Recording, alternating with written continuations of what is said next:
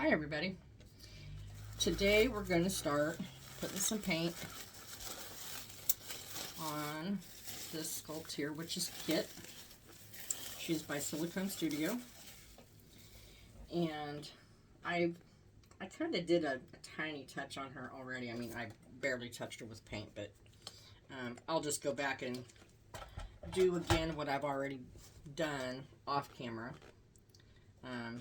First I'm going to clean her all off. She's been covered, but that doesn't mean she doesn't still have stuff on her, lint or hair or fuzz or whatever. I tried putting my camera at a little bit different angle. I don't know if it helps. I don't know if it's worse. I guess if anybody thinks it's better or worse, please let me know. It's so hard to get an overhead angle and have you be able to see everything I'm doing. So anyhow, I thought we'd try it like this today and just see how that goes.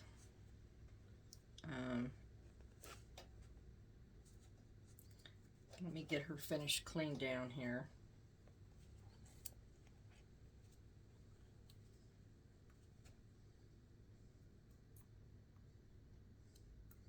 Sorry, I've got a pick in her mouth to keep it open because I did one little layer on her lips. So I'm going to get that back in there. And all that is I get these off Amazon. I'll have to look up and see what they're actually called. I believe they're for makeup, though. They're just a little teeny tiny fuzzy swab on the end. And they're good for details and stuff. Small details. They're good for getting like in the nose and in the ears. But I just break off a piece of the end. They break real easily. Or you can cut it off with a pair of nippers. This is one of the tools that I did not mention when I did my tool video, but you also need some cuticle nippers. I've got these little tiny ones, and then I brought a bigger pair. But those are both really good. Before you do your final seal, you'll have to go through, and any areas that have raised bumps, you'll pick them off.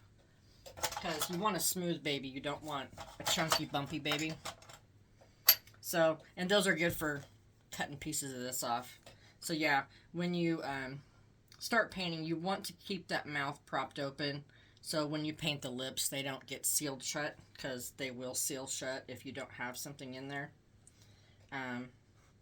You could even use like a wedge. Stick a piece of wedge in there. Just make sure it's far enough back where your silicone's not going to touch it and have it seal a wedge inside of the face. That would be disastrous. But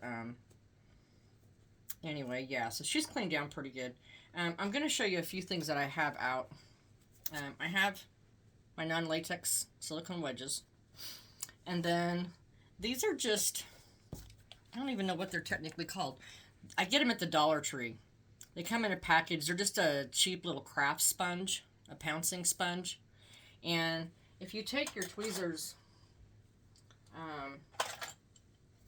and just pull off pieces, you can get, you know, a model pattern in there. There's even little tiny ones too. Just do that. You can actually get a decent model pattern with these. They're nice and firm. So they don't absorb as much silicone as these kind would. The other ones I'll use too are these, and I linked these in a different video. They sell them for cosplay. They're just different degrees of texture. I don't know how well you can see the texture on those. But this one is very coarse. This one's a little finer, and this one's the very finest. And so you can use these also to get texture on the skin. Silicone in general, you don't usually get the level of texture you can get on a vinyl kit or the level of modeling. It's just, you can't get anything thick, and you don't want to put 50 layers, so it's kind of hard. It's kind of a one-shot thing. If you can get a little bit of it with a sponge like this or a sponge like this, that's great. But you're not going to be putting a dozen layers of modeling, or I don't. Maybe you do. I don't know. You just don't want so much silicone that you're start hiding your details, because it will put a layer of silicone over every detail, and they become less and less pronounced. So you really don't want to do that either. There's a real fine line with that. So and then I have a couple of brushes. I have a flat brush, which is what I use whether I'm doing vinyl or silicone. I'll paint it across the sponge so you don't saturate it. And then I also have a smaller detail brush. That one's mostly just for veins or creases, anything like that. And let's see, yeah. And then I also have my cleaning sponge, which is just a wedge, and I use 91% alcohol in all of my cleaning and stuff. For my whenever I do my wipe downs and stuff, I use 91% alcohol. Always make sure you have a container of thinner to clean your brushes.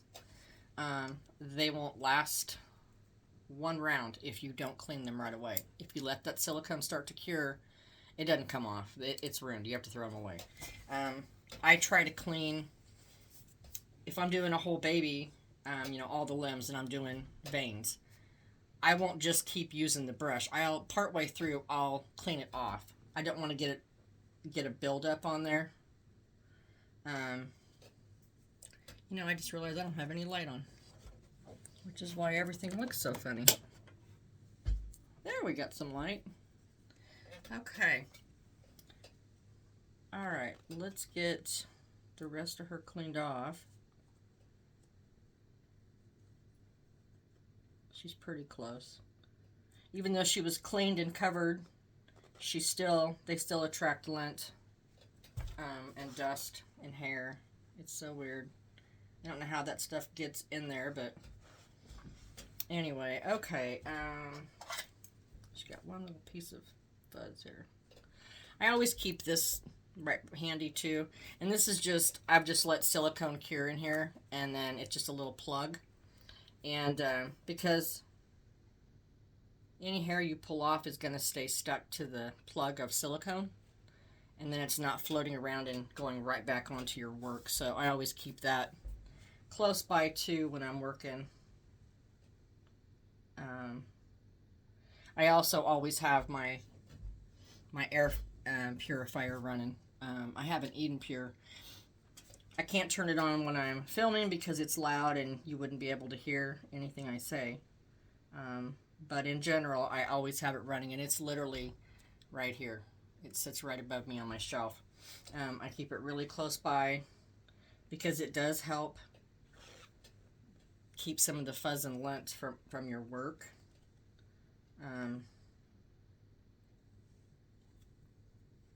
So yeah, if you have one, I would use it. If you don't have one and you intend to start painting a lot of silicone, I would definitely invest in one. It's just less frustrating to not have to keep cleaning your work off or to have hair trapped in it when you're painting. It's just not fun at all. Okay, so first we're going to start with some veins and some blue undertones. We had mixed a bunch of colors the other day, and I'm just going to use some of the kind of the turquoise blue that I mixed for my veins.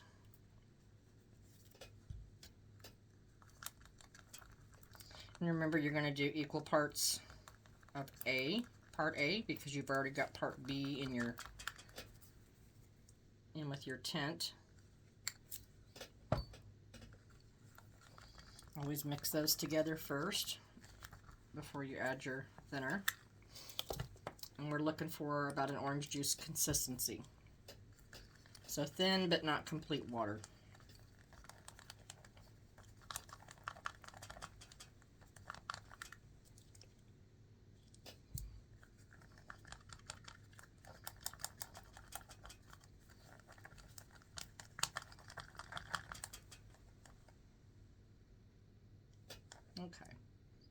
It's dripping off really nice, but it's not pure water. Okay. So, we're going to do, I'm going to start with, she's got a really nice skull ridge and she's got a nice fontanelle. So I'm going to go ahead and just put some blue on the fontanelle. And just a little bit coming out. Always go back over and just lightly blot it off. That way you've got a flat surface. You don't want big chunks of silicone left on here. You'll have a bumpy baby and it will look awful. Okay, so for veins, I always do some that come out towards the eye and back towards the ear.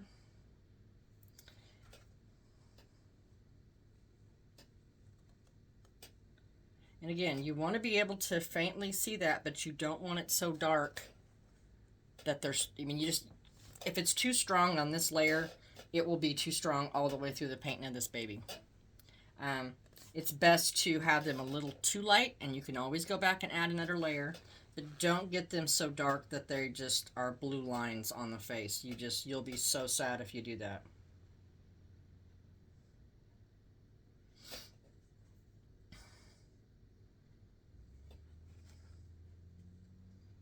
Again, flatten them out so that they lay down and they fall back in the background. I always do blue just right under the ear and then straight up the back in that area right behind the ear. It's where a natural shadow would be at.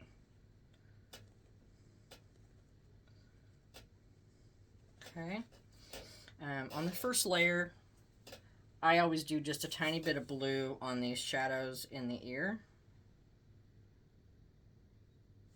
And then on the deeper part of the inner ear. For that, I use one of the lip gloss sponges to blot those down. It's easier to get in there with them.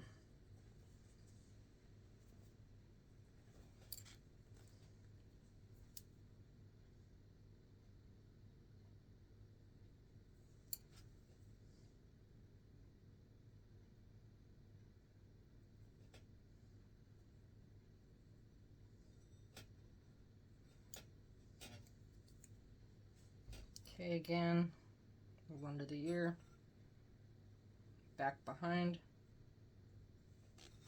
Oh, dropped the baby.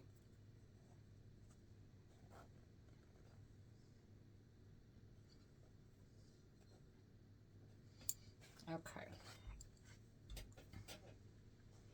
I'm going to do a little bit of veining down here behind the ear, down to the neck.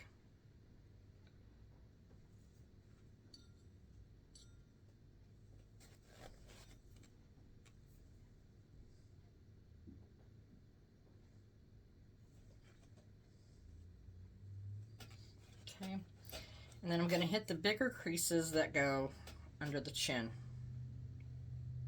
I will come back with actual creasing color, but the blue on the first layer just gives those areas extra depth.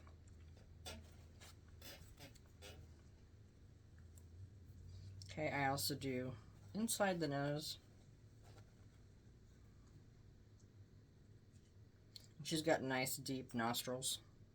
Not a lot of sculpts do, but they go way back, which is great. It gives more realism when they're deep. Okay. I'm going to get some more veins on the front of the face.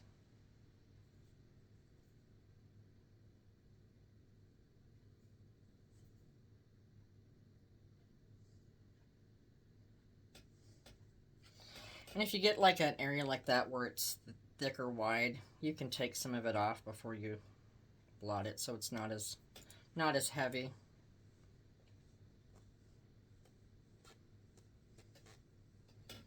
Okay. A little chunk stuck on here. Okay. And then there's always going to be a little bit of bluing in the corner of the eyes and across the bridge of the nose.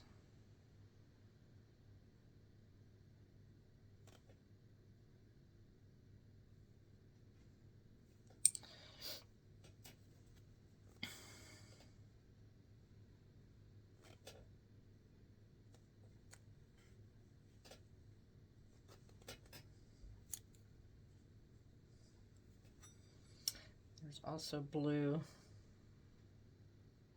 right under the nostril, and it goes down just a little bit. That area right there is just thinner skin.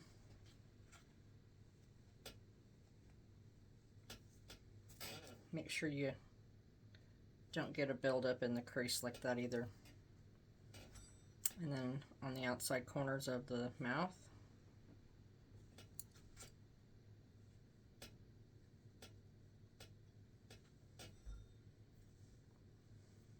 Okay. I also do a little bit on this outside corner of the eye. The skin is thin there as well, so you always see just a tiny bit of blue.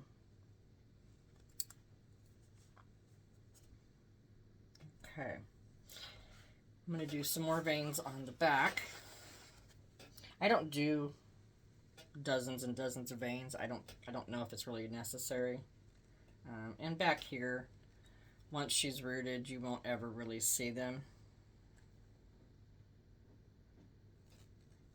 But I do some because I think they do add realism. But I don't go too crazy with them.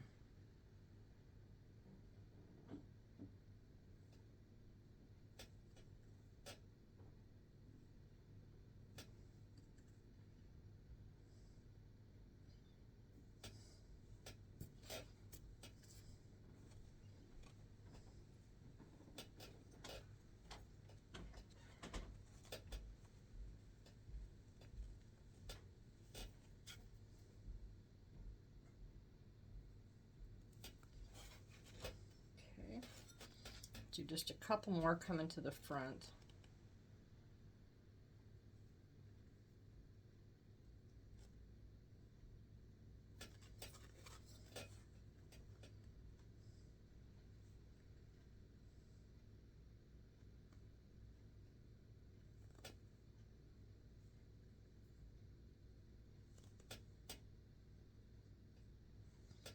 Okay.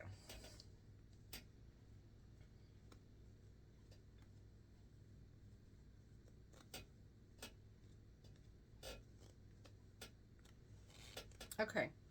Again, make sure all your veins have been flattened down so you don't have any chunks. Okay. So if you wanted, you could go ahead and heat set this and then go in with another color. You can also do anything else undertone wise. If you want to add some yellows, we can do that now. Since we haven't covered the whole head with silicone at this point, there's still room to add other areas. So what I'm going to start with next is I'm going to mix up some of my red for a lip color. So we're going to go ahead and do lip color, and now let's do creasing first. Let's do some creases. Again, clean your brushes really well.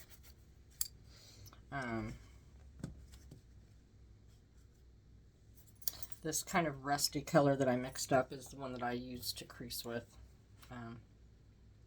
It's just kind of a rusty blood color. It looks like old blood, not to be gross, but that's kind of what it looks like. It looks like it's been oxidized.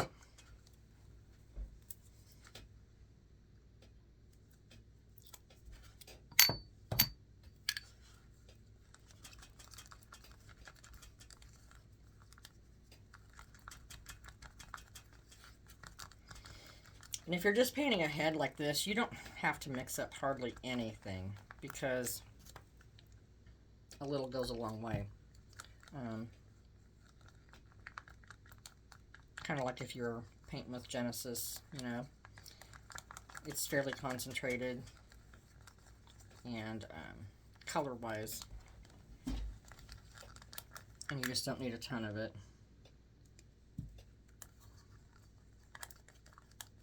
Okay. Nice runoff, so you know it's the right consistency.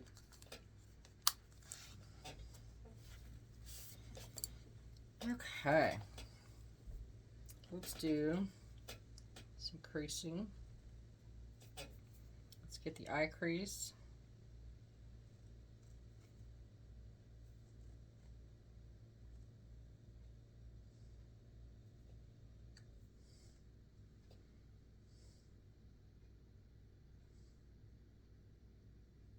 You can already tell the difference from one to the other. Just that little bit of shadow in the creasing, how much it does for it. Again, kind of blot that down because you don't want a heavy line of silicone in there because it will fill up that eye crease and it will not look good. You just want a hint of it in there.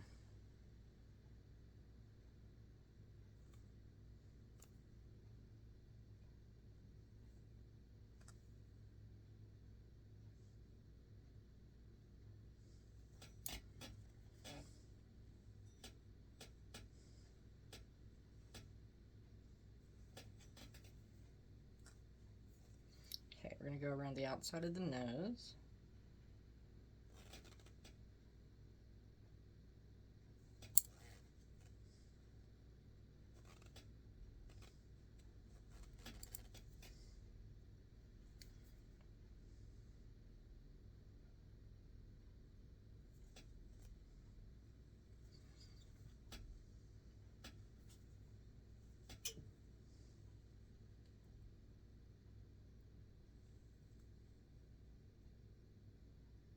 As you work to make certain you always clean off anything you see at that moment.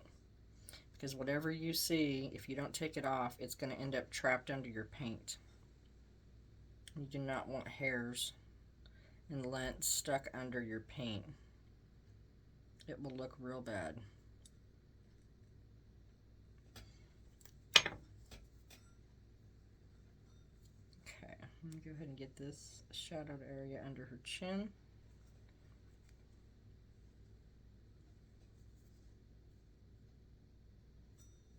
Get this crease back here.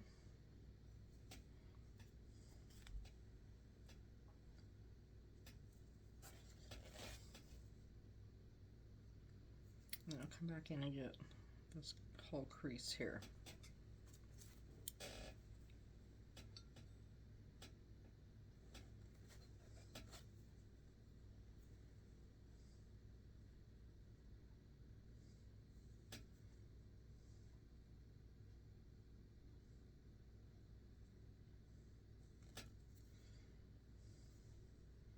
I'm also going to put a little shadow there on the ear. There's always like an indentation there on the bottom of the earlobe.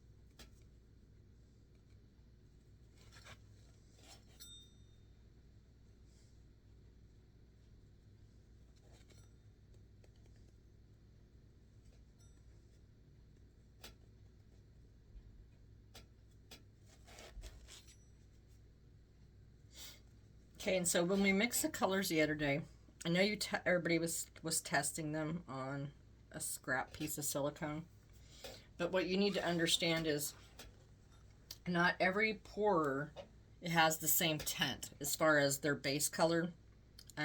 This is Silicone Studios, and their blend is a little bit warmer and deeper than, say, Bountiful Babies. I just got a kit or a sculpt from Art to Adore, and hers is much lighter, and I'm just going to grab him real quick. Just so you can see the difference in the base color. So he's way more translucent. And so any tint that you mix, you want to make sure you're testing it on what you're going to be painting on. Because if you have tinted stuff for a deeper base and you're going to paint something that's much lighter like this, they may be too dark, or vice versa. So always make sure you test them out on what you're going to be painting on. Or at least something that's close, you know. If you don't have something, a scrap piece, or if you can't make a piece that's close, you know, do a little test on the back of the head, wipe it off immediately. If you know you're going to be rooting the hair, it's never going to be seen. Don't leave it on there.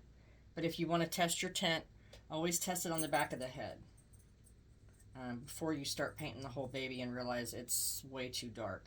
I have this little hair that just keeps floating away from me. Okay. Alright, so I've done those colors. I am going to go ahead. I did not mix it up on camera just because it's not anything that's difficult to mix. But I did not mix any yellow. I usually make kind of an ochre color. But you don't have to. You can just use the regular yellow. It's whatever is your preference.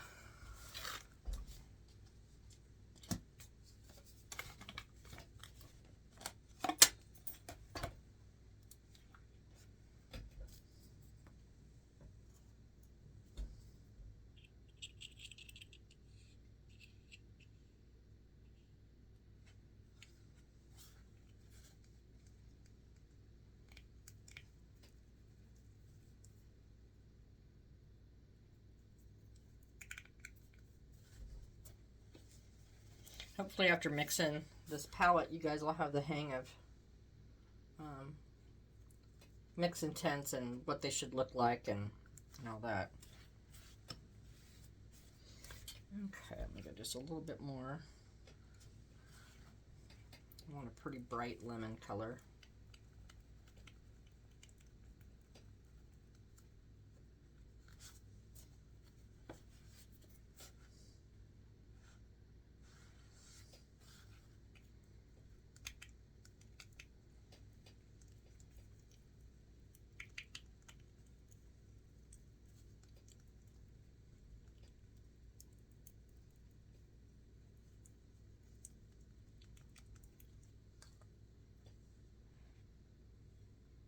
Okay, that's pretty yellow.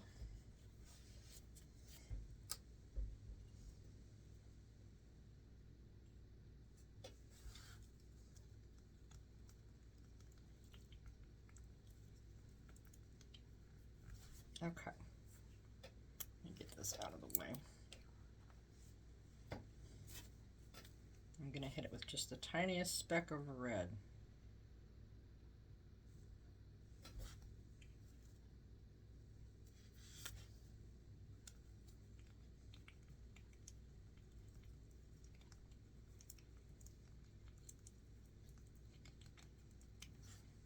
And that was plenty of red.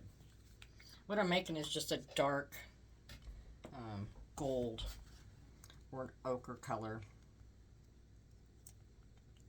I'm a little more partial to that. So you should have a color that looks similar to this. So you add your yellow, tiniest speck of red, tiniest speck of black. And if you screwed up, you do exactly like I did. You just start over. It's not the end of the world.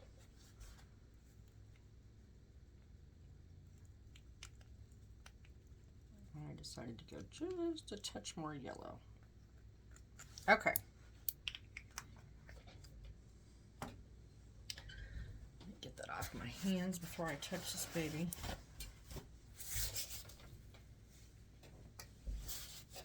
You'll seriously go through so many picks. It's not even funny how many you go through when you're painting. Okay, let's mix up a little bit of the gold, the ochre.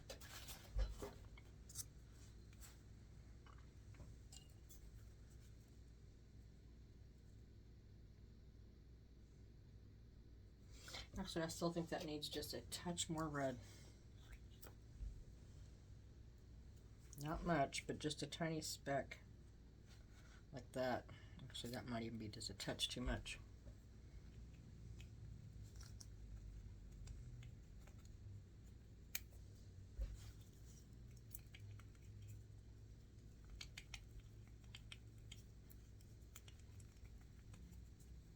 Okay, that was good.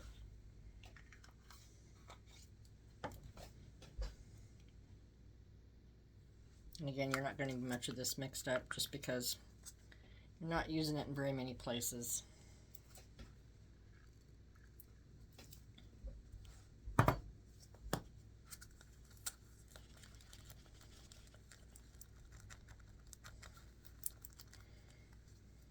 That color is just like a little more yellow than honey. It's just a little more golden, but it's deeper in tone than just plain yellow.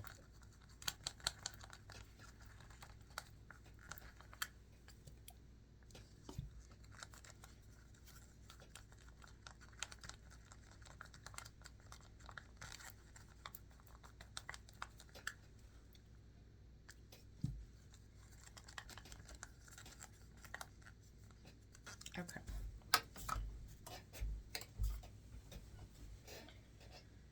Let me get these out of my way. I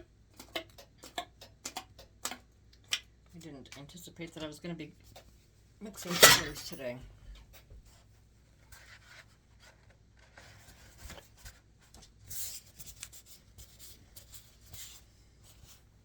Okay. There's only a few places that I use a yellow or a gold like this.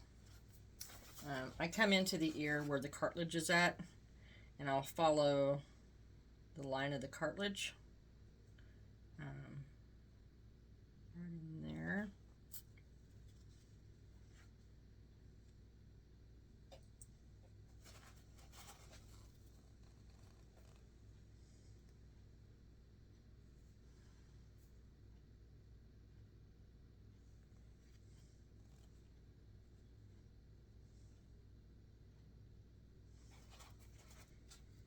Okay, and then I always use it on the nose.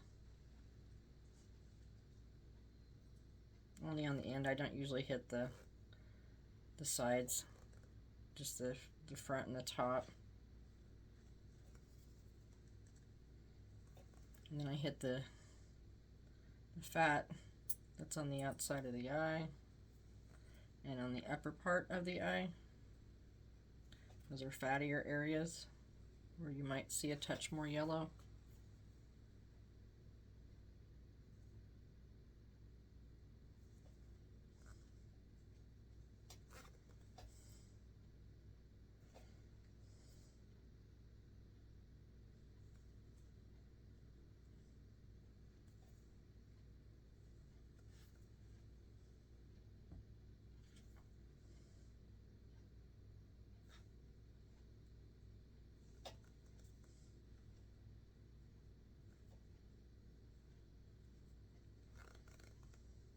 Okay, that's literally the only places that I use yellow. So I mixed all that for just a couple of spots.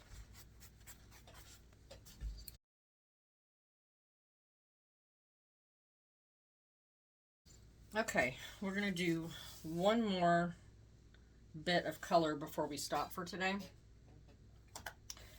So that will be,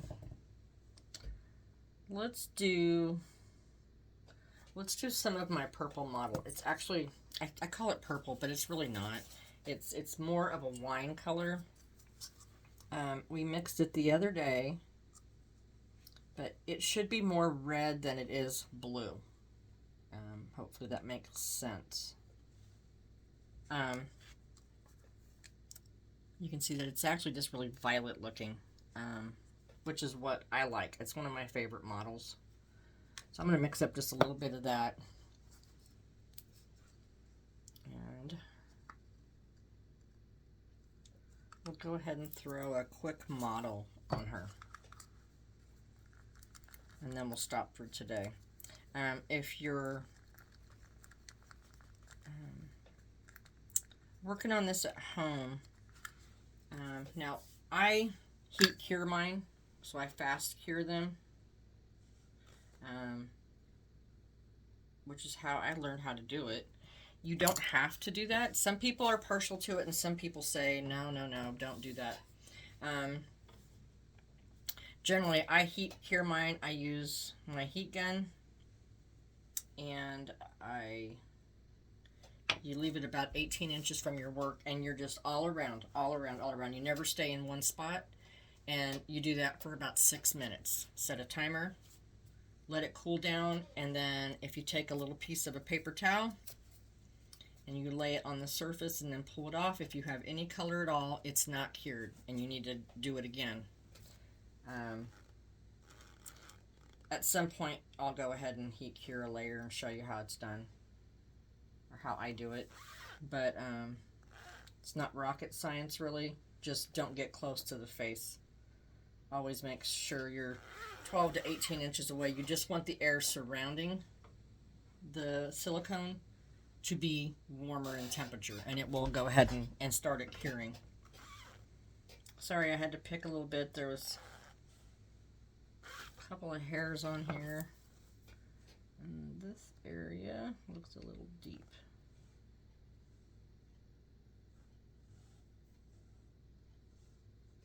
Okay. Let's get this thinned out.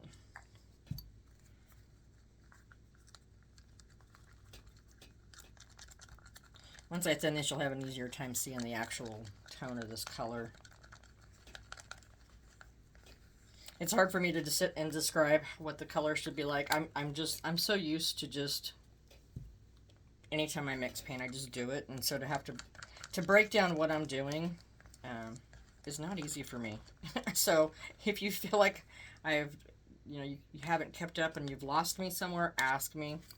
I'm not a great teacher. Or I don't think I am. Okay, so if we're going to do a model,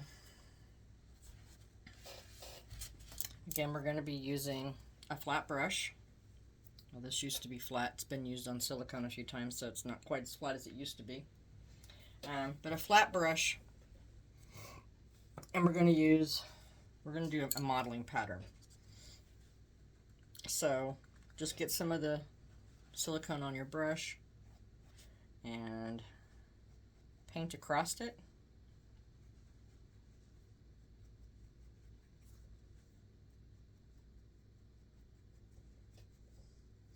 And this isn't, the sponge isn't going to suck up a ton of it, but it is going to suck some of it up. You're not going to get very many pounces out of it. So basically you're pouncing just like you would. And if you feel it's too dark, take it off. I know I'm going to be blotting it or knocking it back down so it doesn't ever look as strong once you've flattened it. And since you're putting a textured kind of pattern, be gentle when you blot it. You don't want to disturb the entire pattern and not be able to see it. Gosh, I don't know what was on that sponge.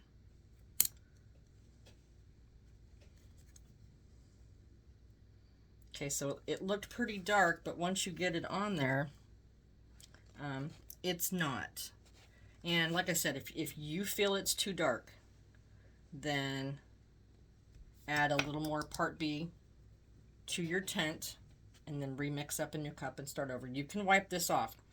Anytime until this silicone starts to cure, you can wipe it off. I just get a sponge and dampen it with alcohol, and I just wipe it off. But if you feel like the color's okay, go ahead and keep going. When the pattern starts getting really light, go ahead and add a little more to it.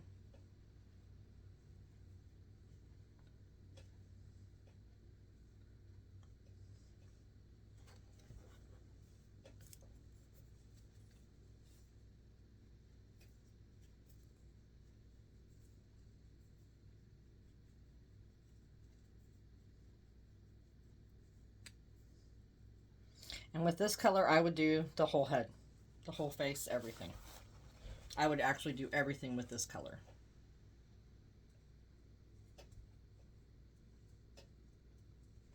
Like I said, it's one of my favorite modeling colors.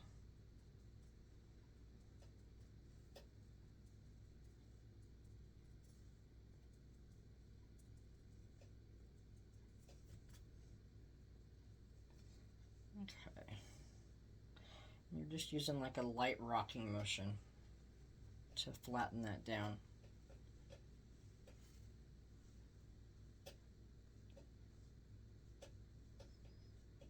And you'll be surprised as you go how much just one layer makes an impact on silicone. It really does change it fast. I mean, I can already tell how much it's pinked up the surface of the silicone. And I don't know if you can tell as much as I can from looking at it, but it makes a big difference. Gosh, there is something all over that sponge.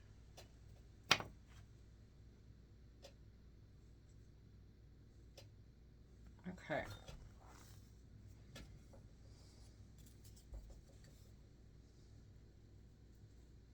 So if you're familiar with painting reborns at all, whether you paint vinyl or what, before you started silicone, it's just the same process. You're just modeling the whole baby. This is actually just going to help build my base tone of her skin.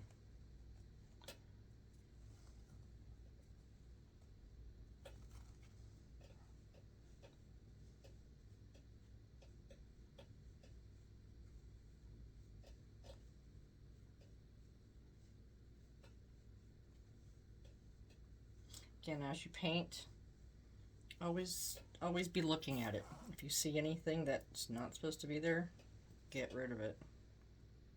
You don't want to wait, because if you don't catch it right away and it cures, then it's embedded in the silicone and it doesn't look good. It's one of those fussy things. You have to constantly be checking for hair and fuzz and all kinds of stuff.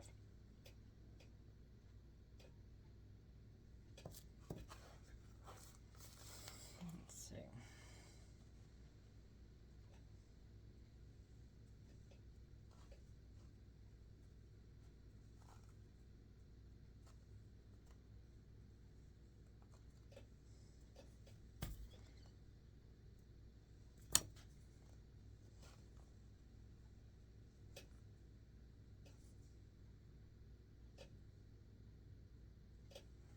The only place I'm not really going to put it, I don't want a bunch of red under the eyes, around the edge of the nose. If I were painting an actual, like a vinyl reborn, I would, do so many layers of color on everything, and then I would skip a couple of rounds, up on the brow area and under the eyes and around the lips and just under the lips. And so I will do that on this as well. Since I know I'm not going to have near as many layers, if I need to go back and hit that later, I will. But for this round, I'm going to skip it. Since we've already got this mixed, I'm going to go ahead and hit just the lower portion of the eyelid, just to give it a little bit of color.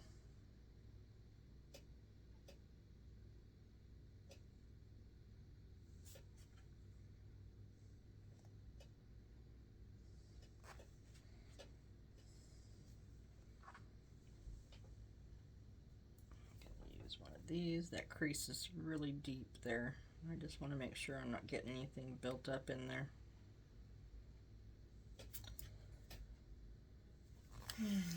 I will use this on the outside of the nostrils just to build up a tiny bit of color, and I'll use it on the inside edge as well.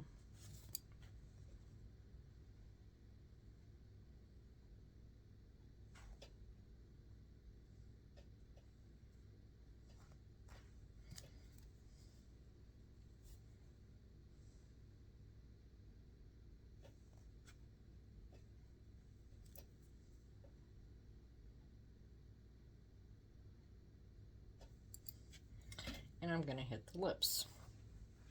When you paint the lips on silicone, you can't paint them straight across. I don't know why, it just doesn't look right. You have to paint them going down.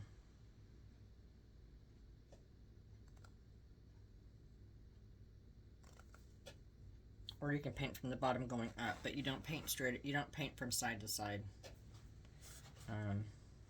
It won't actually look very good.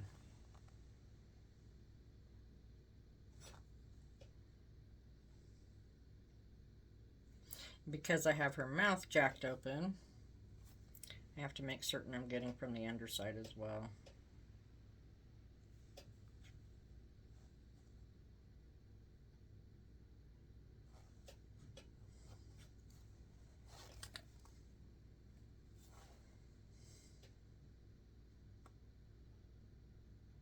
I'm also not going to paint. She's got a little sucking blister sculpted into her lips, and I won't touch that. I'm actually trying to keep some of the paint off of it so it stays light. I don't want it to be the color of her lips.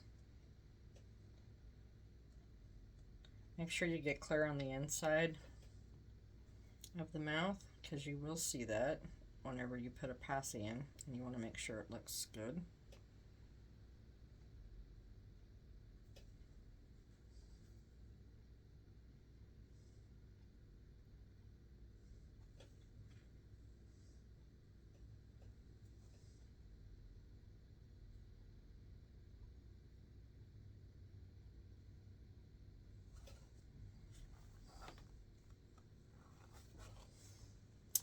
I'm going to get just a little bit on the tops of the ears.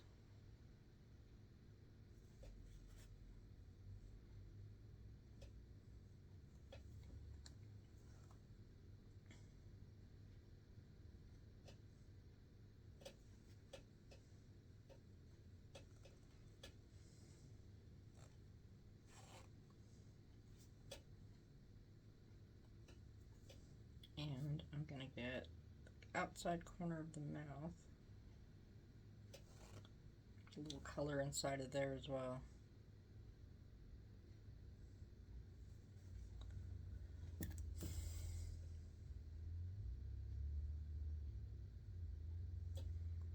Okay, and like I said, if you're going to heat cure this, go back over your work and look at it and say, do I have any areas where the silicone